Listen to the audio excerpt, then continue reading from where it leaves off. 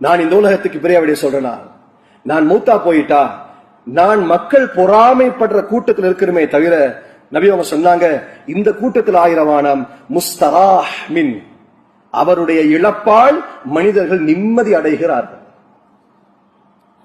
அவருடைய இழப்பால் மனிதர்கள் சந்தோஷம் அடைகிறாங்க.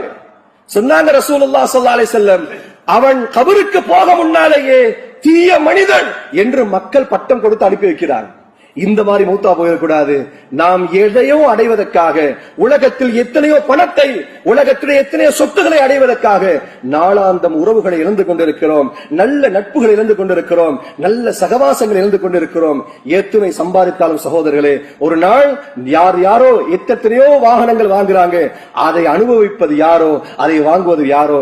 எத்தனையோ பிரயாணம் போறாங்க, அவர்களுக்கு தெரியாது இந்த பிரயாணம் தான் என்னுடைய கடைசி பிரயாணம், இதற்கு பின்னால இந்த பிரயாணத்தில் நான் திரும்புற ஆள் இல்ல. क्या तुझे मालूम न होता कफन में जेब न होता कब्र में अलमारी होती. உனக்கு என்ன இது தெரியாதா, கஃன்ல பாக்கெட்டும் இல்ல, கபருக்குள்ளால அல்மாரியும் இல்ல.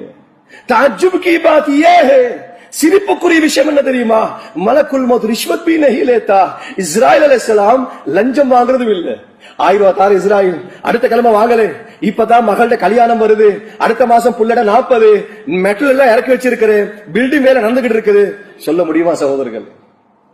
மௌத்து வந்துருச்சா சட்டுன்னு எல்லாத்தையும் போட்டுட்டு கஃனோட கபருக்கு போய் சேரணும். அந்த நாள் என் மௌத்து எனக்கு சொல்லும், நீ என்ன மனிதனாக இந்த உலகத்தில் வாழ்ந்தாய். மனிதர்கள் பெருகுவார்கள், என் ஜனாசாவுக்கு மக்கள் அதிகமாக வேண்டும், உலமாக்களுடைய துஆ வேண்டும். மக்கள் அனைவர்களும் சேர்ந்து என்னை ஆரவாரப்படுத்தி அழுகையோடும் தொழுகையோடும் என்னை வழி அனுப்பி வைத்தால், சகோதரர்களே, இமாமுனா மாலிக் ரஹிமஹுல்லாஹ் சொல்லுவார்கள், அதுதான் என் வாழ்நாளிலேயே பெருநாள் என்று சொல்லுவார்கள். வல்லல்லாஹு சுப்ஹானஹு வ தஆலா அப்படியாப்பட்ட வாழ்க்கையை நம் அனைவருக்கும் தந்தல் புரிவாராக.